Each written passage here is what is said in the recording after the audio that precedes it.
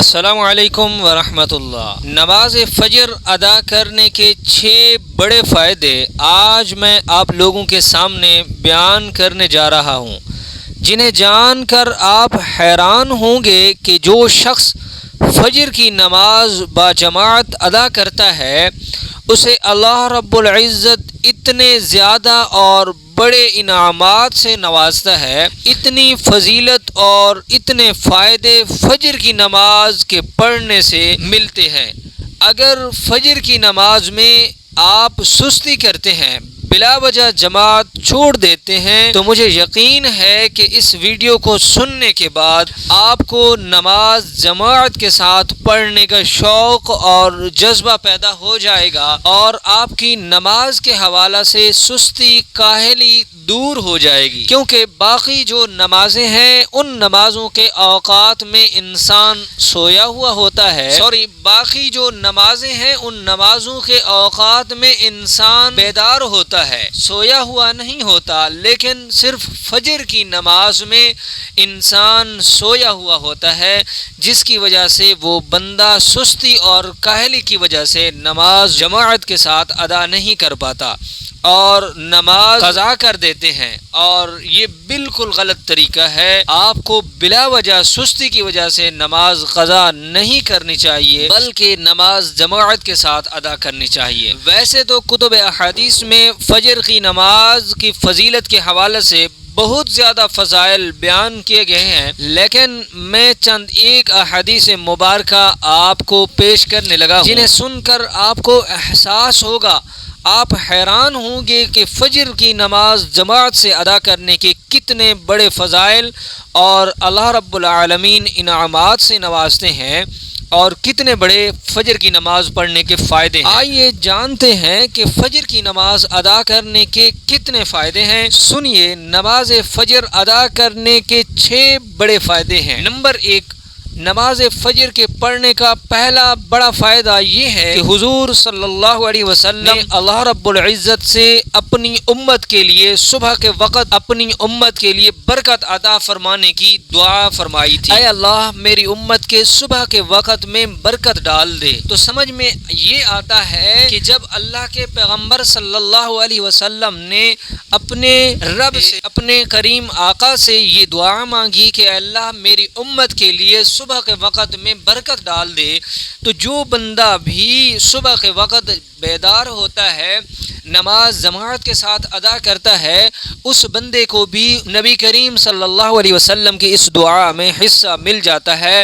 اور سارا دن پھر وہ جو کام کرتا ہے اس کے کام میں برکت ہوتی ہے۔ اسی لیے حضور صلی اللہ علیہ وسلم جب بھی کہیں لشکر بھیجتے تو صبح کے وقت بھیجا کرتے تھے، کیونکہ اس وقت میں اللہ رب العزت کی طرف سے برکت رکھ دی گئی ہے۔ نمبر 2، فجر کی نماز ادا کرنے کا دوسرا بڑا فائدہ، نبی کریم صلی اللہ علیہ وسلم نے ارشاد فرمایا کہ جس بندے نے عشاء کی نماز با جماعت ادا کر لی تو وہ بندہ ایسا ہے کہ جیسے اس نے آدھی رات نماز پڑھنے میں گزار دی ہو، اور جس بندے نے فجر کی نماز جماعت کے ساتھ پڑھ لی تو وہ بندہ ایسا ہے کہ اس بندے کے ساری رات نماز پڑھنے میں گزر گئی۔ سبحان اللہ، کتنے خوش قسمت ہیں وہ لوگ جو عشاء کی نماز بھی جماعت کے ساتھ ادا کرتے ہیں اور صبح کی نماز بھی جماعت کے ساتھ ادا کرتے ہیں، اور وہ اس حدیث مبارکہ کا مصداق بنتے ہیں۔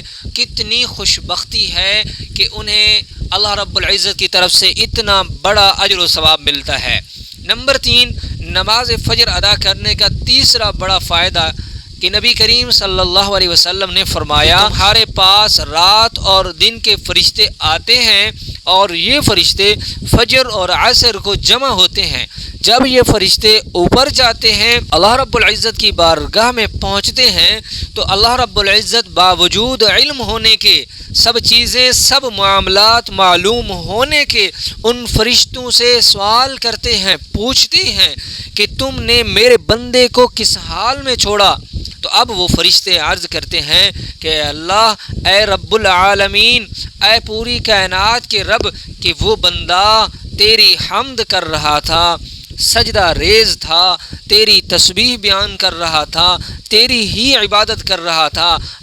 ہم نے اس بندے کو اس حال میں چھوڑا کہ وہ تیری یاد میں تھا، تجھے یاد کر رہا تھا۔ تو کتنی عظمت ہے اس شخص کے لیے، اس بندے کے لیے کہ جس کے بارے میں فرشتے اللہ رب العزت کو یوں بتاتے ہیں کہ وہ تیرا بندہ سجدہ ریز تھا، عاجزی انکساری کے ساتھ تیری حمد بیان کر رہا تھا، استغفار طلب کر رہا تھا، اپنے گناہوں پر ندامت اختیار کر رہا تھا اور جہنم سے پناہ مانگ رہا تھا، جنت کی طلب رکھ کر دعا مانگ رہا تھا۔ تو یہ بڑی عظمت ہے، بڑی فضیلت ہے۔ نمبر 4 پر فجر کی نماز پڑھنے کا جو چوتھا بڑا فائدہ ہے، نبی کریم صلی اللہ علیہ وسلم نے ارشاد فرمایا کہ فجر کی 2 سنت رکعتیں دنیا اور دنیا میں جو کچھ ہے اس سب سے بہتر ہیں۔ یعنی فجر کی جو 2 رکعت سنت پڑھی جاتی ہیں فرض نماز پڑھنے سے پہلے، آقا کریم فرماتے ہیں کہ ان سنتوں کو پڑھنے والا بندہ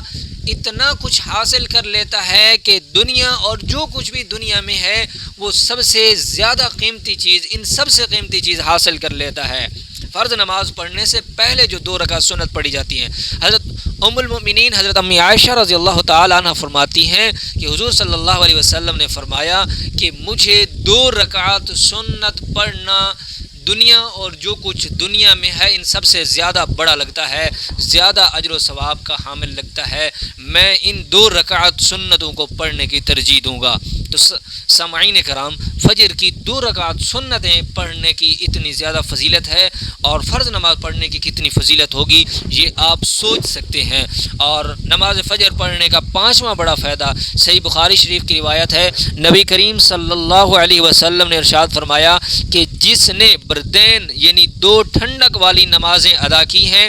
وہ جنت میں جائے گا۔ یعنی جس بندے نے ٹھنڈک والی نمازیں یعنی ایک نماز فجر اور دوسری نماز عصر کی، کیونکہ اس وقت سورج میں حرارت نہیں ہوتی یعنی گرمی نہیں ہوتی، تو جو شخص ان نمازوں کو ادا کرے گا وہ ضرور جنت میں جائے گا۔ اور حدیث پاک کا مفہوم ہے،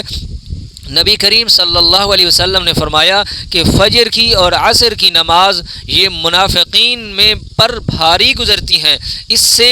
ہمیں سوچنا چاہیے کہ جو لوگ فجر کی نماز اور عصر کی نماز میں سستی کرتے ہیں، غفلت کرتے ہیں، نماز قضا کر دیتے ہیں، بلا وجہ بلا عذر نماز کو چھوڑ دیتے ہیں، تو وہ سوچیں کہ ان لوگوں کا شمار کن لوگوں میں ہوگا۔ وہ منافقین کی صف میں تو شامل نہیں ہوں گے جس کے بارے میں حدیث مبارکہ میں ارشاد وارد ہوا ہے۔ تو اس لیے نماز فجر اور عصر کی نماز کو جماعت کے ساتھ ادا کرنے کا یہ عزم کریں کہ ہم ان نمازوں کی قضا نہیں کریں گے۔ اور نماز فجر ادا کرنے کا 6واں بڑا فائدہ